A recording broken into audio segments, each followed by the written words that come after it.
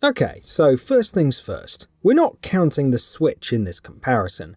Not because we don't like it, we do and it's awesome, but because it's not part of the next-gen battlefield, currently contested by the Xbox Series X and the PS5. But for those of you who do want to know, yes, the Switch had an amazing year, with some top-tier games, marvelous third-party support, and sales momentum that almost 6 years in refuses to die down as the Switch continues to sell at an unprecedented pace and tops sales charts everywhere, and is en route to ending its run as one of, if not the, best-selling systems of all time. Okay, happy? That covers the Nintendo side of things in our end-of-year review, which brings us to the other two. Every year, we talk about what system did the best at the end of the year.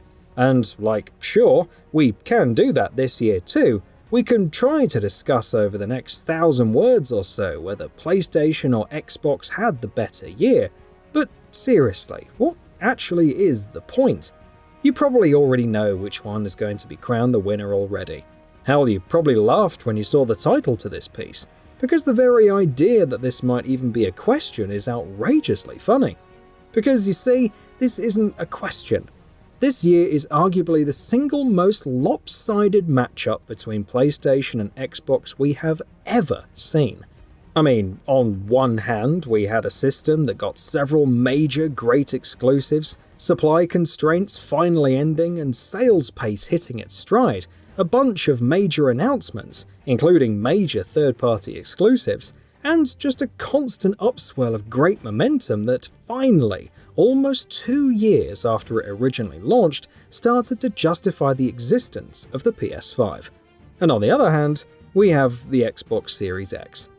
Seriously, what even happened with the Xbox Series X this year? What was this year? Their major titles slated for this year ended up slipping into 2023. Remember when Starfield was going to be out this November? Leaving behind very literally nothing in their wake.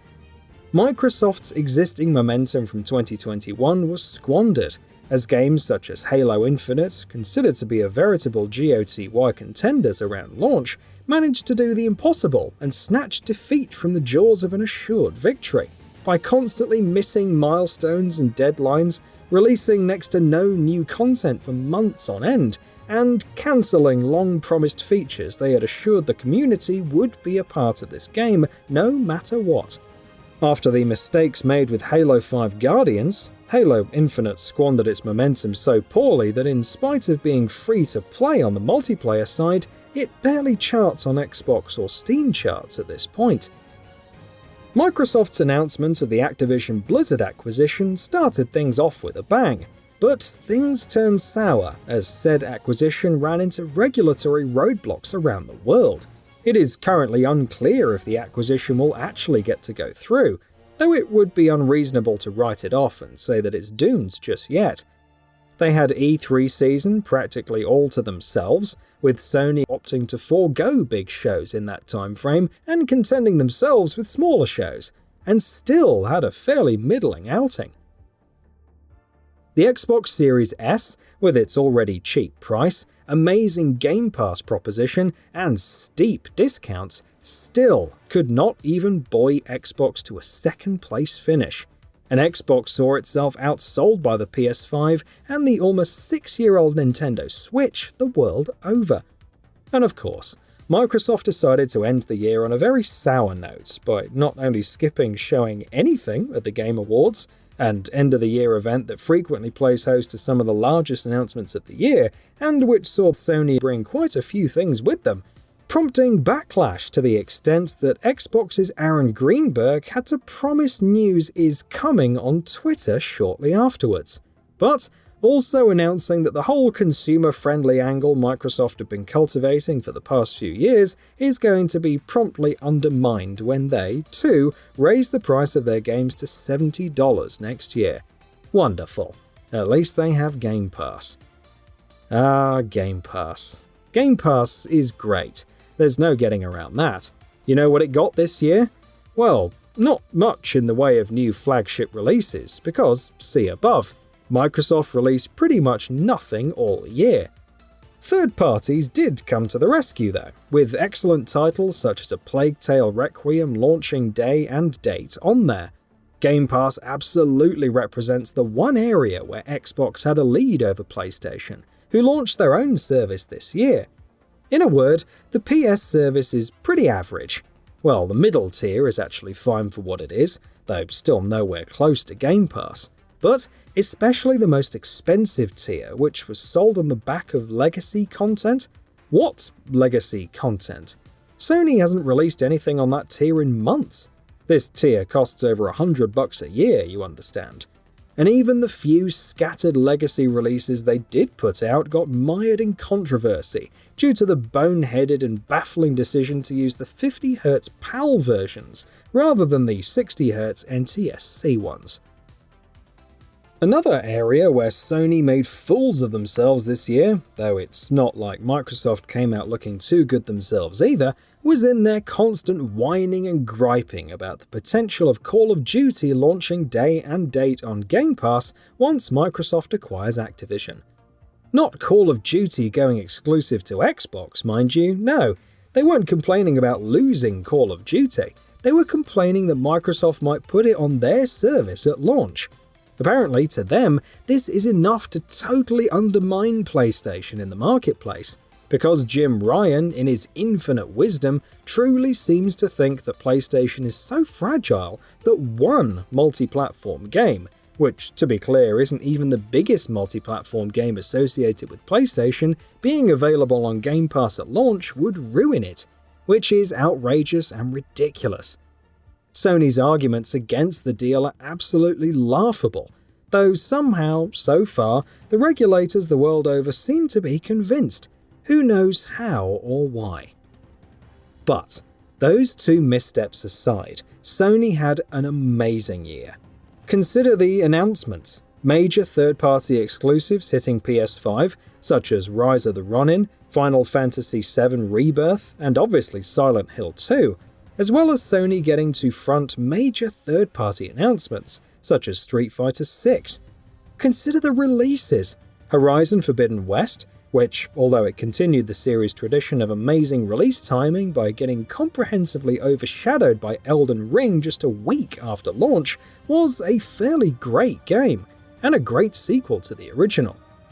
Gran Turismo 7, which had a false start due to awful microtransactions, which thankfully got balanced better with subsequent updates, but is a pretty damn great racing sim. God of War Ragnarok, which represents one of the best games ever made, and The Last of Us Part 1, which, okay, I have no way to spin that one positively, but still, 3 out of 4 ain't bad. It's definitely much better than 0 out of 0, which is what Xbox managed. And as is the case every year, Sony ended the year with multiple exclusive Game of the Year contenders.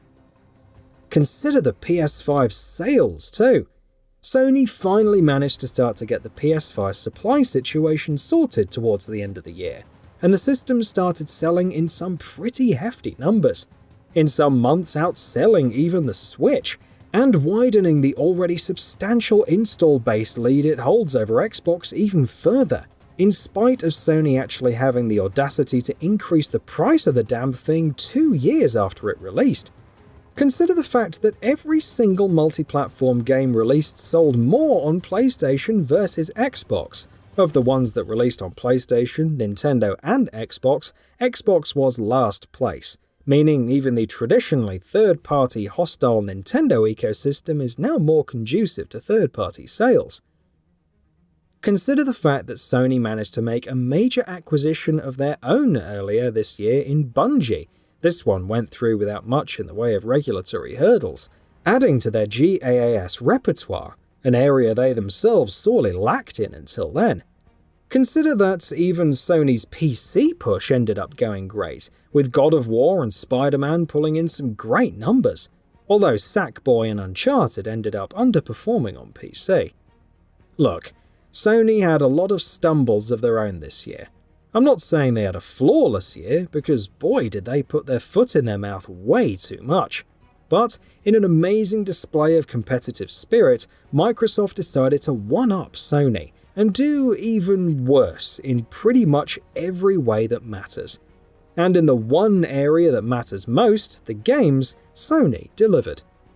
Whether it be in the guise of major exclusives this year, where Sony released very literally 3 to 4 times the number of games Microsoft did, depending on how you want to count, or major announcements for next year, where Sony actually managed to announce absolutely nothing, but saw major third-party exclusives announced for the PS5 anyway, whereas Microsoft's major announcements for 2023 that were their major announcements for 2022 would actually come in 2023. Or simply meeting their own announced release windows for their games, see above. The PS5 delivered on the games front this year. And at that point, it wouldn't matter if Xbox had the win in every other area, because what matters the most is the games, and PS5 had the games, Xbox didn't. Of course, Xbox also didn't have the win in pretty much any other area either. We can only hope the next year is more competitive, because, this was not pleasant. Xbox has gotten the benefit of the doubt for years now, and earned a lot of goodwill, but goodwill has to ultimately be backed up by substance, and I think the time is running out on the Xbox. They must show the games next year. We've gone on hearing next year will be the year for far too long now. And that brings us to the end of the video. A quick request before we conclude though. We upload new videos every single day, and if you like what we're doing, please consider subscribing. It really helps us out. Also, don't forget to enable all notifications by clicking the bell icon so that you can receive daily video updates. Thanks for watching.